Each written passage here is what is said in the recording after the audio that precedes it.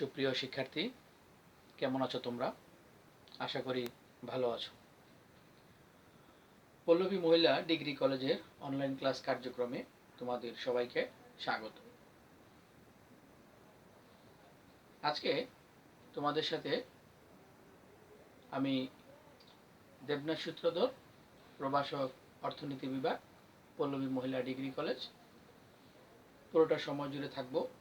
আশা করি তোমরা আমার সাথে যুক্ত থাকবে। সুপ্রিয় শিক্ষার্থী, তোমরা অনলাইন ক্লাসে যুক্ত হয়ে ইতিমধ্যেই আমাদের সাথে দীর্ঘদিন যাবৎ ক্লাস করতেছ। তো তারই ধারাবাহিকতায় আমরা আজকে একাদশ এবং দ্বাদশ শ্রেণীর অর্থনীতি দ্বিতীয় পত্র ক্লাস নিয়ে তোমাদের সামনে হাজির হয়েছি। আজকে অর্থনীতি দ্বিতীয় পত্রের দ্বিতীয় অধ্যায় বাংলাদেশের কৃষি, এই টপিকসে বাংলাদেশের কৃষি এই নামে অর্থনীতি দ্বিতীয় পত্রের দ্বিতীয় অধ্যায়ে তোমাদের একটি অধ্যায় রয়েছে, সেটি আজকে শুরু করব। তো শিক্ষার্থী বন্ধুরা, আমরা সরাসরি ক্লাসে চলে যাই। প্রথমেই আমরা এক নজরে দেখে নিব যে আজকের ক্লাস শেষে বা আজকের আলোচনা শেষে আমরা যে বিষয়গুলো জানতে পারবো, এক নজরে সেই বিষয়গুলো একটু দেখে নেব। যেটাকে আমরা বরাবরই শিক্ষণফল বলে থাকি, যে আজকের ক্লাসের শিক্ষণফলগুলো কি। প্রথমে আছে বাংলাদেশের কৃষির কাঠামো এবং এর উপখাত সমূহ বর্ণনা করতে পারবে। বাংলাদেশের কৃষির কাঠামো এবং এর উপখাত সমূহ বর্ণনা করতে পারবে। পরবর্তীতে আছে জিডিপিতে কৃষির উপখাত সমূহের অবদান বিশ্লেষণ করতে পারবে। পরবর্তীতে আছে বাংলাদেশের কৃষি খামার ও কৃষিজোত এর স্বরূপ ব্যাখ্যা করতে পারবে। তো চলো শিক্ষার্থী বন্ধুরা, আমরা শিক্ষণফলগুলো জেনে নিলাম। এখন আমরা বিস্তারিত আলোচনা করব। আমরা জানি যে কৃষি হচ্ছে একটি আদি পেশা। এই কৃষি পৃথিবীর প্রাচীন ও বৃহত্তম একটি শিল্প। কৃষি বাংলাদেশের অর্থনৈতিক প্রবৃদ্ধির একটি চালিকা শক্তি। কৃষির অগ্রগতির সাথে বাংলাদেশের বিপুল জনগোষ্ঠীর খাদ্য নিরাপত্তা প্রত্যক্ষভাবে জড়িত। এছাড়াও দারিদ্র্য বিমোচন, জীবনযাত্রার মান উন্নয়ন, কর্মসংস্থান বৃদ্ধি ইত্যাদির ক্ষেত্রেও কৃষি খাতের অগ্রগতি প্রত্যক্ষ যোগসূত্র রয়েছে। কৃষি শব্দটি উৎপাদন, বাছাইকরণ, বাজারজাতকরণ, শস্য বন্টন ও গুদামজাতকরণের সাথে সম্পর্কিত। অতএব বলা যায় যে কৃষি হচ্ছে এরূপ সৃষ্টি সম্বন্ধীয় কাজ যা ভূমি কর্ষণ, বীজ বপন, পরিচর্যা, ফসল কর্তন থেকে শুরু করে উৎপাদিত পণ্য সংরক্ষণ ও বাজারজাত পর্যন্ত বিস্তৃত। পশুপালন, মাছ ও মৌমাছি চাষ, বনায়ন ইত্যাদি কৃষি আওতাভুক্ত। জনসংখ্যা বৃদ্ধি, পরিবেশ দূষণ, বৈশ্বিক উষ্ণতা ও জলবায়ু পরিবর্তনজনিত অভিঘাত মোকাবেলায় বর্তমানে বাংলাদেশের কৃষিতে পারমাণবিক শক্তি, জৈব প্রযুক্তি ও আইসিটির ব্যবহার ব্যাপক সাফল্যের অংশীদার। শিক্ষার্থী বন্ধুরা, তোমরা কৃষি সম্পর্কে অনেকেই ধারণা থাকবে, কারণ কৃষি হচ্ছে বাংলাদেশের একটি অর্থনীতির প্রধান চালিকা শক্তি। আমরা বাংলাদেশের গ্রামের দিকে যদি তাকাই, সেখানে দেখা যাচ্ছে যে 70 থেকে 80% লোকই কৃষির সাথে জড়িত। এখন এই যে কৃষির ধারণাটা, এটি কিভাবে আসলো, কোথা থেকে আসলো, সেই বিষয়টি প্রশ্ন আসতে পারে যে কৃষি কোথা থেকে আসলো বা এই ধারণাটা কিভাবে সৃষ্টি হলো। কৃষি মানুষের একটি আদিম পেশা। আমরা জানি যে মানব সভ্যতার সূচনা হয়েছে এই কৃষি দ্বারায়। মানুষের জীবনযাত্রা বা মানুষের জীবনধারা, সভ্যতার ক্রম বিবর্তন, সমাজ কাঠামোর কৃষিকে এই কেন্দ্র করেই গড়ে উঠেছে। ল্যাটিন শব্দ এগ্রি এবং কালচার, এগ্রি এবং কালচারা থেকে ইংরেজি এগ্রিকালচার শব্দের উৎপত্তি হয়েছে। এক্ষেত্রে এগ্রি অর্থ হচ্ছে ভূমি এবং কালচারাস অর্থ হচ্ছে চাষ করা। তাই ভূমি চাষ করে ফসল উৎপাদন করাকেই কৃষি বা এগ্রিকালচার বলে। আর এল কোহেন কৃষি সম্পর্কে একটি ধারণা দেন। ওনার মতে যে কৃষি হচ্ছে ভূমি চাষাবাদের বিজ্ঞান এবং শিল্প। তাই কৃষি শব্দটি উৎপাদন, বাছাইকরণ, বাজারজাতকরণ, শস্য বন্টন এবং গুদামজাতকরণের সাথে সম্পর্কিত। সুপ্রিয় শিক্ষার্থী, আমরা কৃষি কি, কৃষি সম্পর্কে আমাদের ধারণাটা স্পষ্ট করলাম যে কৃষি হচ্ছে একটি আদিম পেশা এবং মানব সভ্যতার শুরু থেকেই এই কৃষির যাত্রা শুরু হয়। অর্থাৎ কৃষির হাত ধরেই মানব সভ্যতার ক্রমবিবর্তন এবং সমাজ কাঠামো গড়ে উঠেছে মূলত কৃষিকে কেন্দ্র করেই। এবং বলা হয় যে মানব সভ্যতার সূচনাই হয়েছে কৃষি থেকে বা কৃষি দ্বারা। এবং বলা হয়েছে যে এই যে এগ্রিকালচার কৃষির একটি প্রতিশব্দ। এই শব্দটি ল্যাটিন শব্দ এগ্রি এবং কালচারা, এই দুটি শব্দের সমন্বয়েই এগ্রিকালচার শব্দটি সৃষ্টি হয়েছে, ইংরেজিতে যেটিকে আমরা এগ্রিকালচার বলি। এখন আমরা কৃষির কাঠামো নিয়ে আলোচনা করব। বাংলাদেশের কৃষির কাঠামো অর্থাৎ স্ট্রাকচার অফ এগ্রিকালচার। বাংলাদেশের অর্থনীতি মূলত কৃষি নির্ভর। তো শিক্ষার্থী বন্ধুরা, আমরা কাঠামো, বাংলাদেশের কৃষির কাঠামো কোন ধরনের, কিভাবে, সেটি আমরা বিস্তারিত আলোচনা করব।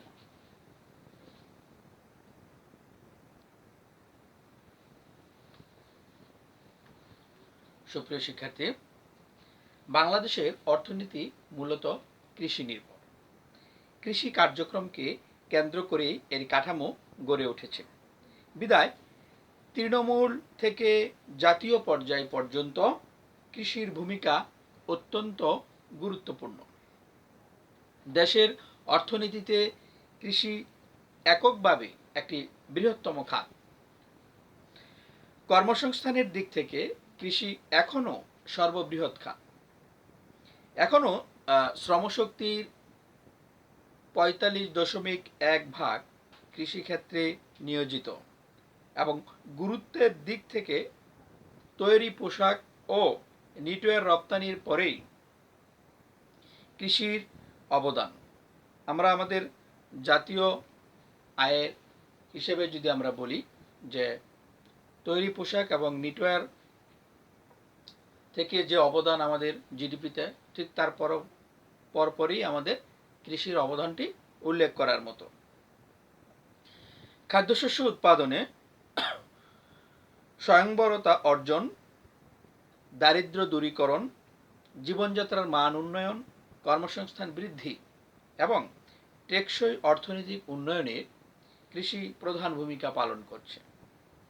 লাভজনক, টেকসই ও পরিবেশ বান্ধব একটি কৃষি ব্যবস্থা জনসাধারণের দীর্ঘমেয়াদী খাদ্য নিরাপত্তা নিশ্চিতকরণের লক্ষ্যে অপরিহার্য। বাংলাদেশের কৃষি কাঠামোতে যে বিষয়গুলো ছড়িয়ে আছে বা যে বিষয়গুলো উপর কৃষি কাঠামোটা দাঁড়িয়ে আছে, সেই বিষয়গুলো আমরা দেব। প্রথমেই আছে খামারের আয়তন। জমির মালিকানার ভিত্তিতে খামারের আয়তন 6 প্রকারের হয়। ভূমিহীন শ্রেণীকে বাদ দিয়ে শূন্য থেকে অর্থাৎ 0.05 একরের কম, তারপরে 0.05 থেকে 0.49 একর। তৃতীয় ধাপে আছে 0.50 থেকে 1.49 একর। চতুর্থ ধাপে আছে 1.50 থেকে 2.49 একর। দুঃখিত। পঞ্চম ধাপে আছে 2.50 থেকে 7.49 একর। এবং সর্বশেষ যে ধাপটি আছে সেটি হচ্ছে 7.50 থেকে মানে তার অধিক যতদূর যাওয়া যায় ততটুক পরিমাণ, অর্থাৎ 7.50 সমান একর বা তার অধিক হতে পারে। এই 6 প্রকারের যে খামার আছে, এই খামারকে প্রসারিত দৃষ্টিকোণ থেকে আবার 4 ভাগে ভাগ করা হয়। একটি হচ্ছে প্রান্তিক খামার, যাদের জমির পরিমাণ 0.05 থেকে 0.49 একর পর্যন্ত। পরবর্তীতে আছে ক্ষুদ্রায়তন খামার, যাদের জমির পরিমাণ 0.50 থেকে 2.49 একর। এবং তৃতীয় ধাপে যেটি আছে মাঝারি আয়তন বিশিষ্ট খামার, যাদের জমির পরিমাণ 2.50 থেকে 7.49 পর্যন্ত, 49 একর। এবং চতুর্থ ধাপে আছে বৃহদায়তন খামার, যাদের জমির পরিমাণ 7.50 একরের অধিক। পরবর্তীতে আছে দারিদ্র প্রবণতা। জমির মালিকানার উপর নির্ভর করেও দারিদ্র পরিমাপ করা হয়। যেমন 2010 সালে উচ্চ দারিদ্র রেখা ব্যবহার করে দারিদ্র পরিমাপে দেখা যায় যে জনসংখ্যার 35.4% ভূমিহীন এবং 45.1% জমির পরিমাণ 0.05 একরের নিচে। এভাবে আমরা দারিদ্র্যের প্রবণতা জমির পরিমাপ থেকে আমরা জানতে পারি। তারপরে আছে জিডিপিতে অবদান, অর্থাৎ 2011-12 অর্থ বছরে জিডিপিতে কৃষি খাতের অবদান ছিল 19.41%।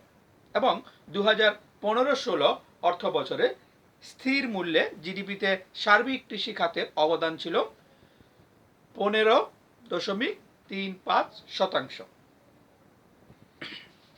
পরবর্তীতে চতুর্থ ধাপে আছে কৃষিতে শ্রমশক্তি। অর্থাৎ আমরা আমাদের দেশে অর্থাৎ বাংলাদেশের অর্থনীতিতে আমরা দেখি যে দেশের যে মোট শ্রমশক্তি আছে তার 63.2% কৃষি খাতে নিয়োজিত ছিল, যেটা 95-96 অর্থ বছরের কথা বলা হয়, যা 2013 সালে দাঁড়ায় 45.1%।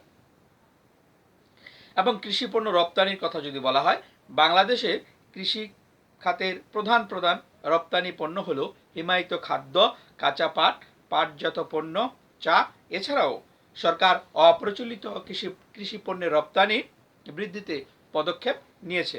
2015-16 অর্থ বছরে কৃষি খাতে পণ্যের রপ্তানি আয় দাঁড়িয়ে প্রায় 1305 মিলিয়ন মার্কিন ডলার, যা 2003-04 সালে ছিল 553 মিলিয়ন মার্কিন ডলার। এবং কৃষি ব্যবস্থাপনার কথা বলা হয়েছে, সেখানে বিপুল জনসংখ্যার বাড়ে বাংলাদেশ যেখানে আক্রান্ত,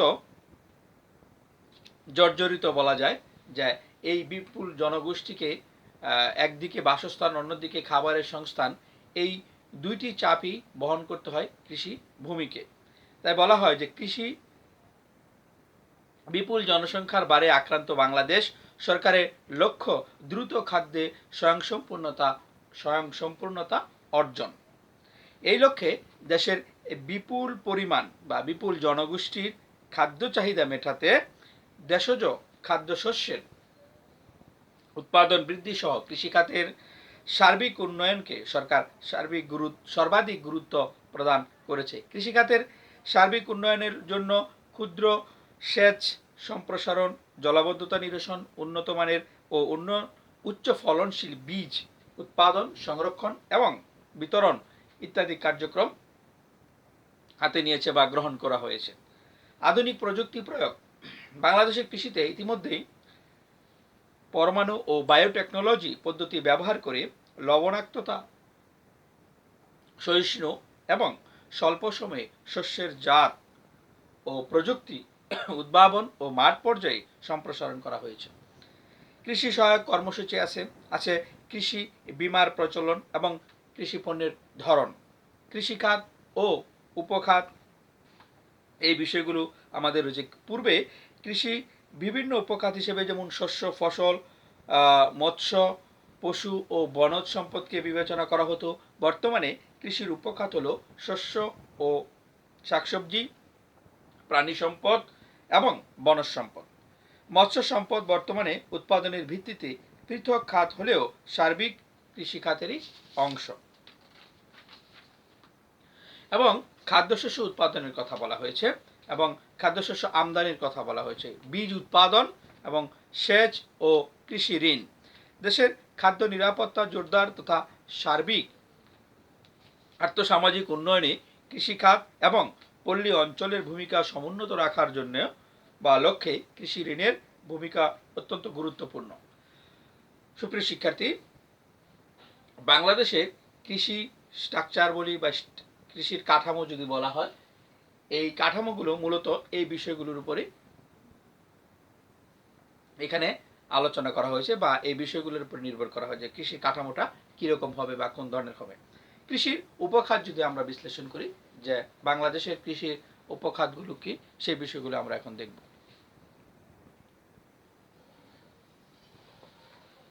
সুপ্রিয় শিক্ষার্থী, বাংলাদেশের কৃষির উপখাত সমূহ কি কি?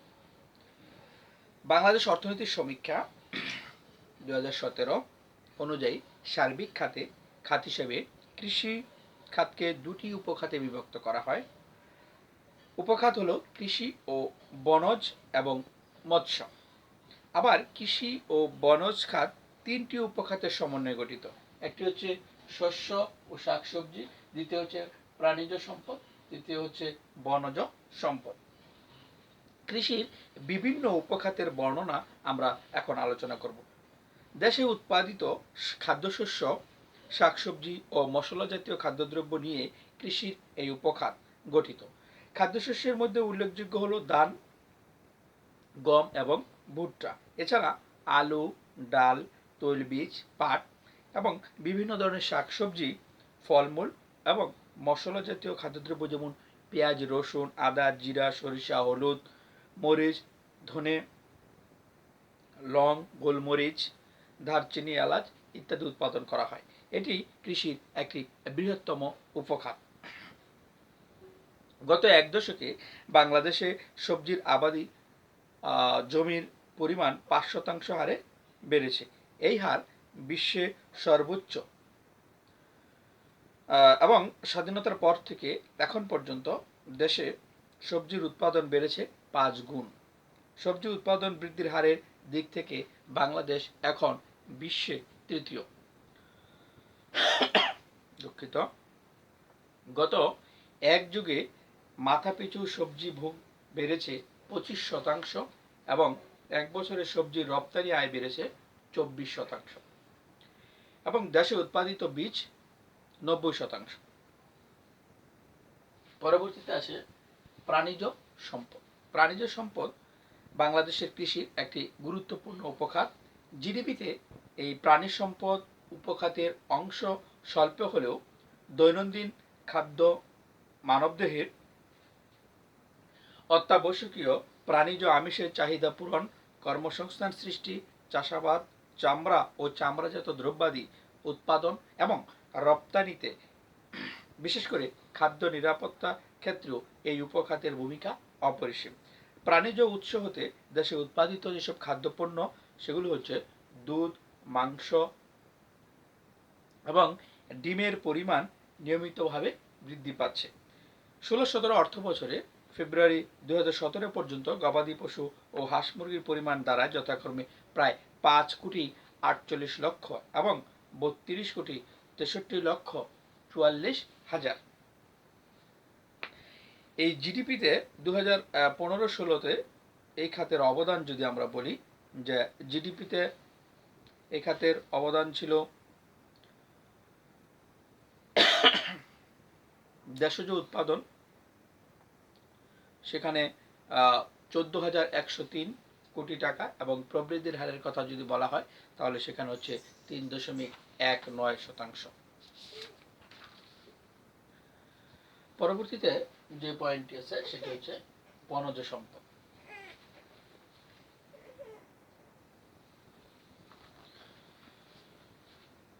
এখানে আছে সর্বশেষ যে পয়েন্টটি আছে সেটি হচ্ছে বনজ সম্পদ, অর্থাৎ তিনটি উপখাতের সর্বশেষ হচ্ছে বনজ সম্পদ। এই বনজ সম্পদ বাংলাদেশের কৃষির অপর একটি গুরুত্বপূর্ণ উপখাত। বৃক্ষ, কাঠ, ফল, মধু, জ্বালানি কাঠ ইত্যাদি বনজ সম্পদের অন্তর্গত বা অন্তর্ভুক্ত। দেশে প্রাকৃতিক বনভূমি যখন সংকুচিত হয়ে আসছে, বনের বাইরে বৃক্ষ আচ্ছাদিত এলাকার পরিমাণ ক্রমশই বাড়ছে। অর্থাৎ 2000 সাল থেকে 2014 সালের মধ্যে বাংলাদেশের বনের বাইরে নতুন করে আরো 2,19,300 হেক্টর বৃক্ষ আচ্ছাদিত এলাকা বেড়েছে। এই সময়কালে 3 পার্বত্য জেলায় 80,800 হেক্টর বনভূমি উজাড় হয়েছে। দেশে মোট 31,65,500 হেক্টর বৃক্ষ আচ্ছাদিত এলাকা রয়েছে। এই তথ্যগুলো হচ্ছে আইওপি সায়েন্স জার্নাল, অক্টোবর 18, 2017, যুক্তরাষ্ট্র। এবং এই খাতের অবদান যদি বলা হয় যে জিডিপিতে এই খাতের অবদান 15-16 অর্থ বছরে ছিল 14,312 কোটি টাকা এবং জিডিপিতে প্রবৃদ্ধির হার বলা হয়েছে যে 5.12%। এবং সর্বশেষ যেটা বলা হয় যে মৎস্য সম্পদ একটি আলাদা একটি খাত হিসেবে এখানে বিবেচনা করা হয়, যে মৎস্য উৎপাদন বৃদ্ধির মাধ্যমে প্রাণীজ আমিষ সরবরাহ বৃদ্ধি করা এই খাতের একটি অন্যতম লক্ষ্য। এই লক্ষ্যকে সামনে রেখে সরকার কর্তৃক বিভিন্ন কার্যক্রম গ্রহণ ও বাস্তবায়ন করা হচ্ছে। উল্লেখযোগ্য কার্যক্রম হচ্ছে সমাজভিত্তিক মৎস্য চাষ কার্যক্রম সম্প্রসারণ ও জোরদারকরণ, খাস জলাশয়ে মৎস্যজীবীদের প্রবেশাধিকার নিশ্চিতকরণ, বিল নার্সারি কার্যক্রম গ্রহণ ও মুক্ত জলাশয়ে মাছের পোনা অবমুক্তকরণ, মৎস্য অভয়াশ্রম সৃষ্টি, ঘের ও খাঁচায় মাছ চাষ কার্যক্রম সম্প্রসারণ, ভরাট হয়ে যাওয়া নদী পুনঃখনন করে মাছের আবাসস্থল পুনরুদ্ধার এবং গবেষণার মাধ্যমে উন্নত প্রযুক্তি উদ্ভাবন ও সম্প্রসারণ। দেশের জনসাধারণের আমিষের চাহিদা পূরণ, কর্মসংস্থান, দারিদ্র্য বিমোচন সহ বৈদেশিক মুদ্রা অর্জনে এই মৎস্য সম্পদের গুরুত্বপূর্ণ ভূমিকা রাখছে। বর্তমানে দেশে 36 লক্ষ টন মাছ উৎপাদিত হচ্ছে। এর মধ্যে চাষ করা মাছ 20 লক্ষ টন এবং প্রাকৃতিকভাবে 16 লক্ষ টন উৎপাদিত হচ্ছে।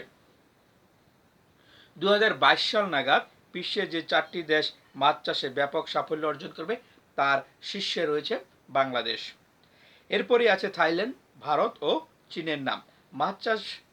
মাছ চাষ বেড়ে যাওয়ায় পাশাপাশি দেশে মাছ খাওয়ার পরিমাণও 10 বছরে দ্বিগুণ হয়েছে।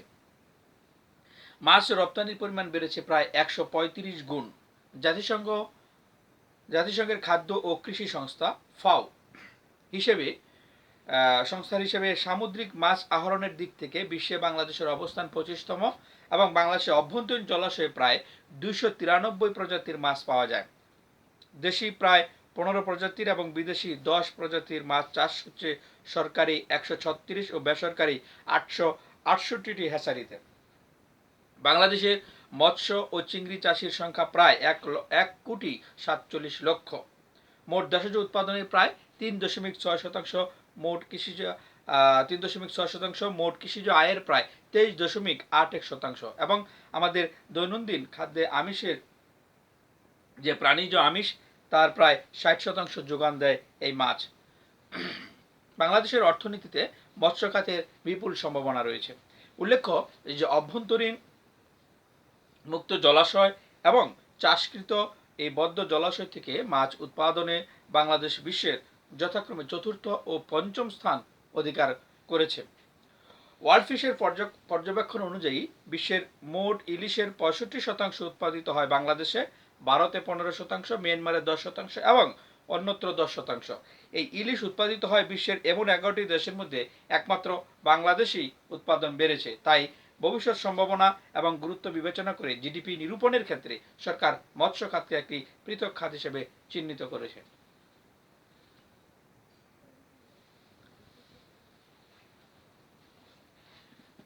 সুপ্রিয় শিক্ষার্থী, আলোচনার এই পর্যায়ে আমরা কৃষি খামার ও কৃষি জোট এই বিষয়টি নিয়ে তোমাদের সাথে আলোচনা করব। কৃষি খামার কি? কৃষি খামার ও কৃষি জোট ধারণা দুটি খুবই কাছাকাছি অর্থে ব্যবহৃত হলেও উভয়ের মধ্যে একটি সূক্ষ্ম পার্থক্য রয়েছে। কোনো একজন কৃষক বা সংগঠকের অধীনে নির্দিষ্ট স্থানে বা বিভিন্ন স্থানে যে পরিমাণ কৃষি জমি উৎপাদনে আবাদযোগ্য তাকে বলা হয় কৃষি জোট। পক্ষান্তরে কোনো কৃষি জোটে যখন চাষাবাদের পরিকল্পনা করা হয় তখন তাকে বলা হয় কৃষি খামার। খামার মূলত ভূমি ব্যবস্থাকে নির্দেশ করে, অর্থাৎ যেখানে কৃষি, শিল্প ও অন্যান্য সকল প্রকার উৎপাদন কাজ পরিচালিত হয়, তাই হচ্ছে খামার। খামারের আয়তন বড় কিংবা ছোট হতে পারে।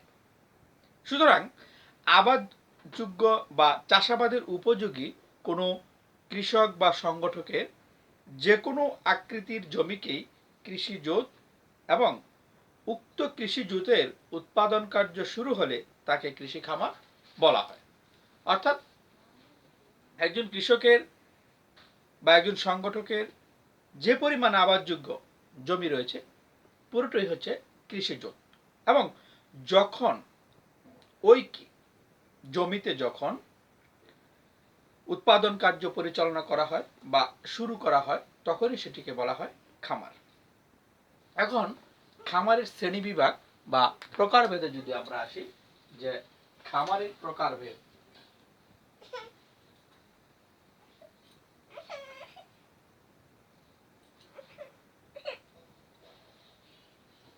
খামারের প্রকারভেদে যদি আমরা আসি, যে কৃষি খামার কয় ধরনের হয়? কৃষি খামার কয় ধরনের হয়?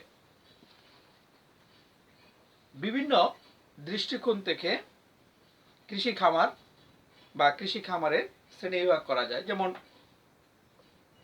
বলা হয়েছে যে চাষাবাদের প্রকৃতি ও আয়তনের ভিত্তিতে, উৎপাদনের ধরন বিবেচনা এবং মালিকানার ভিত্তিতে। অর্থাৎ প্রথমে বলা হয়েছে যে কৃষি খামারের প্রকারভেদ 3 ধরনের হতে পারে। প্রথমত হচ্ছে চাষাবাদের প্রকৃতি ও আয়তনের ভিত্তিতে। চাষাবাদের প্রকৃতি ও আয়তনের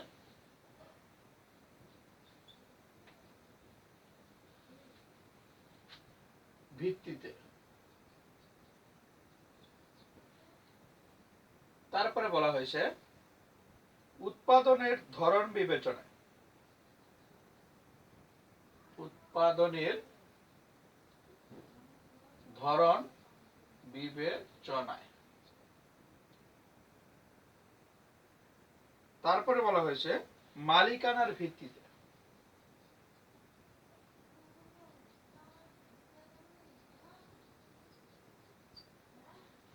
সুপ্রিয় শিক্ষার্থী, যে খামার প্রকারভেদ যদি আলোচনা করা হয়, যে খামারের প্রকারভেদ 3 ধরনের আমরা দেখতে পাই। সেখানে প্রথমে বলা হচ্ছে চাষাবাদের প্রকৃতি ও আয়তনের ভিত্তিতে, তারপরে বলা হচ্ছে উৎপাদনের ধরন বিবেচনা এবং সর্বশেষ বলা হচ্ছে যে মালিকানার ভিত্তিতে। এখন চাষাবাদের প্রকৃতি এবং আয়তনের ভিত্তিতে যদি বলা হয়, সেখানে আবার দুটি ভাগ এখানে দেখানো হয়েছে। প্রথমত বলা হয়েছে যে জীবন নির্বাহী খামার এবং বাণিজ্যিক খামার। জীবন নির্বাহী খামার ও বাণিজ্যিক খামার।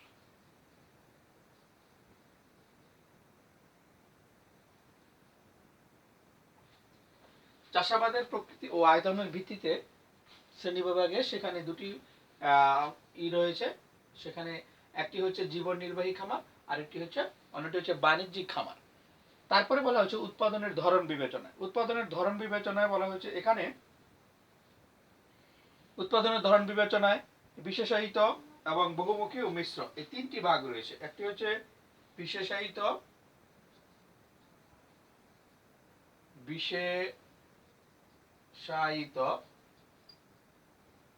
তারপরে হলো বহুমুখী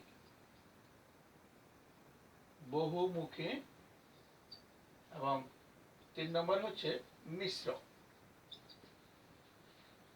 এবং সর্বশেষ যেটা বলা হয়েছে যে মালিকানার ভিত্তিতে খামার 3 ধরনের হয়। সেই 3 ধরনের হচ্ছে কি ব্যক্তি মালিকানাধীন, সমবায় এবং যৌথ। ব্যক্তি মালিকানা, তারপর হচ্ছে সমবায় এবং সর্বশেষ যেটি হচ্ছে যৌথ। সুপ্রিয় শিক্ষার্থী, আমরা এখানে কৃষি খামারের প্রকারভেদের ভিতর দেখলাম যে চাষাবাদের আয়তনের ভিত্তিতে দুটি ভাগ, একটা হচ্ছে জীবন নির্বাহী খামার, একটা হচ্ছে বাণিজ্যিক খামার। তারপরে বলছে উৎপাদনের ধরন বিবেচনায় সেখানে আমরা দেখলাম তিনটি, বিশেষায়িত, বহুমুখী এবং মিশ্র। 3 নম্বর হচ্ছে মালিকানার ভিত্তিতে, সেখানে আমরা দেখলাম যে ব্যক্তি মালিকানাধীন, সমবায় এবং যৌথ। এভাবে কৃষি খামারের প্রকারভেদ দেখানো হয়েছে। তারপরে বলা হয় যে চাষাবাদের প্রকৃতি ও আয়তনের দিক থেকে কৃষি খামার দু প্রকার হয়, যথা একটি হচ্ছে জীবন নির্বাহী খামার, আরেকটি হচ্ছে বাণিজ্যিক খামার। আমরা চাষাবাদের প্রকৃতি এবং আয়তনের ভিত্তিতে কৃষি খামার বলছে দু ধরনের হয়, এই জীবন নির্বাহী খামার এবং বাণিজ্যিক খামার। এই দুটি বিষয় নিয়ে আমরা একটু আলোচনা করব। সেটা হচ্ছে জীবন নির্বাহী খামার এবং বাণিজ্যিক খামার। জীবন নির্বাহী খামার কি? যে জীবন নির্বাহী খামার বা আত্মতোষণ খামার বলতে বোঝায়। এই জীবন নির্বাহী খামারকে আরেকটি নাম দেওয়া হয়, সেটি হচ্ছে আত্মতোষণ।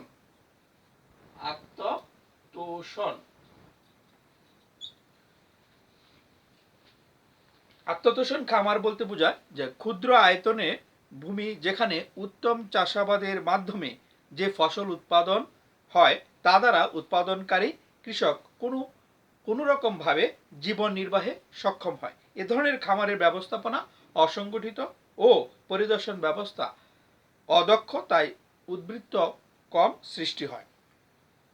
এবং বাণিজ্যিক খামারের ক্ষেত্রে বিষয়টি হচ্ছে যে বাণিজ্যিক খামার বলতে বোঝায় যে বৃহৎ আয়তনের ভূমি যেখানে অধিক শ্রম, পুঁজি এবং প্রযুক্তি প্রয়োগের মাধ্যমে অধিক উৎপাদন, অধিক উদ্বৃত্ত এবং অধিক মুনাফা সৃষ্টি হয়। এ ধরনের খামারের উৎপাদন কার্য পরিচালনা, ব্যবস্থাপনা, তত্ত্বাবধান এবং বাজারজাতকরণে দক্ষ শ্রম বিভাগ প্রবর্তিত হয়। জীবন নির্বাহী খামার এবং বাণিজ্যিক খামারের ভিতরে যদি আমরা কিছু পার্থক্য টানি, সেখানে যদি বলা হয় যে খামার আয়তনের ভিত্তিতে পার্থক্য হয়, চাষাবাদের পদ্ধতির মধ্যে হয়, দক্ষতা এবং উৎপাদনের উদ্দেশ্যের ভিতরে পার্থক্য আমরা লক্ষ্য করতে পারি। প্রথমে বলা হয়েছে যে জীবন নির্বাহী খামারের আয়তন ক্ষুদ্র ক্ষুদ্র হয় এবং অতিমাত্রায় প্রকৃতির উপর নির্ভরশীল। অন্যদিকে বাণিজ্যিক খামারের আয়তন অপেক্ষাকৃত বৃহৎ হয় এবং প্রকৃতির উপর কম নির্ভরশীল হয়।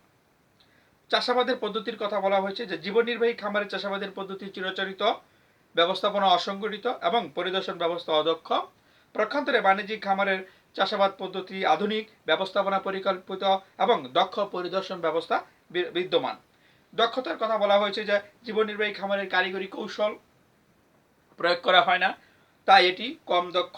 বাণিজ্যিক খামারে কারিগরি কৌশল প্রয়োগ করা হয়, তাই এটি অধিক দক্ষতাপূর্ণ।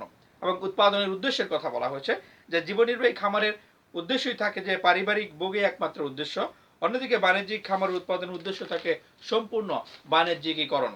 এবং বাজারজাতকরণ ব্যবস্থার কথা যদি বলা হয় যে জীবন নির্বাহী খামারে বাজারজাতকরণের ব্যবস্থার প্রয়োজন পড়ে না, কিন্তু বাণিজ্যিক খামারে বাজারজাতকরণের ব্যবস্থা অসংখ্য প্রতিনিধি নিয়োগ করা হয়। ঝুঁকি গ্রহণের কথা বলা হয়েছে যে জীবন নির্বাহী খামারের একটি মাত্র ঝুঁকি হলো প্রতিকূল আবহাওয়া। অপরদিকে বাণিজ্যিক খামারের ঝুঁকি বহুবিধ, যেমন উপকরণ মূল্য, উৎপাদিত পণ্য মূল্য এবং বাজারজাতকরণের ঝুঁকি ইত্যাদি। জীবন নির্বাহী খামারে কম বিনিয়োগের মাধ্যমে বহুবিধ ফসল উৎপাদন হলেও উপকরণের অর্থনৈতিক ব্যবহার সম্ভব হয় না। পক্ষান্তরে বাণিজ্যিক খামারে অধিক মূলধন ব্যবহারের মাধ্যমে যেহেতু উৎপাদন কার্য পরিচালনা করা হয়, তাই একটি বা দুইটি দ্রব্য উৎপাদিত হলেও উপকরণের অর্থনৈতিক ব্যবহার সুনিশ্চিত হয়।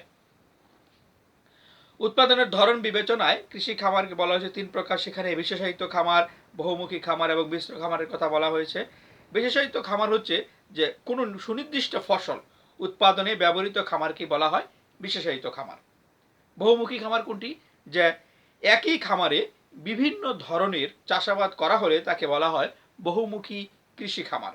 এবং মিশ্র খামার কোনটা? যেটা হচ্ছে যে এ ধরনের খামারে এক অংশে কৃষি চাষাবাদ বা ফসল উৎপাদন করা হয় এবং অপর অংশে পশুপালন করা হয়। যুক্তরাষ্ট্র, কানাডা এবং ইউরোপে এ ধরনের খামারের উপস্থিতি আমরা লক্ষ্য করতে পারি। মালিকানার ভিত্তিতে কৃষি খামারকে তিন ভাগে ভাগ করা হয়েছে বা তিন ধরনের কথা বলা হয়েছে, যে ব্যক্তি মালিকানাধীন, সমবায় খামার এবং যৌথ খামার। ব্যক্তি মালিকানা কি? যে সম্পূর্ণ ব্যক্তি মালিকানা যে খামার পরিচালিত হয় তাকেই বলা হয় যে ব্যক্তি মালিকানাধীন খামার। এবং কোনো নির্দিষ্ট অঞ্চলের কৃষকরা স্ব উদ্যোগে পারস্পরিক কল্যাণার্থে যে খামার পরিচালনা করে তাকে বলা হয় সমবায় খামার। এটি সাধারণত বৃহদায়তন আকৃতির খামার হয়ে থাকে। এবং সর্বশেষ যে খামারের কথা বলা হয়েছে যে যৌথ খামার, যে কয়েকজন কৃষক নিজেদের জমি ও মূলধনের সমন্বয়ে যে খামার পরিচালনা করে তাকে বলা হয় যৌথ খামার।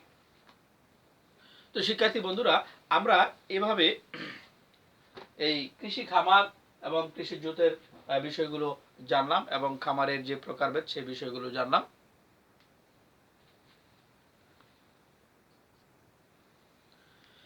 তো শিক্ষার্থী বন্ধুরা, আজকের আলোচনা এখানেই ইতি টানবো। তোমরা সবাই আজকের ক্লাসের আলোচনাগুলো মনোযোগ সহকারে শুনবে এবং বাসায় তোমরা বইতে অনুশীলন করবে।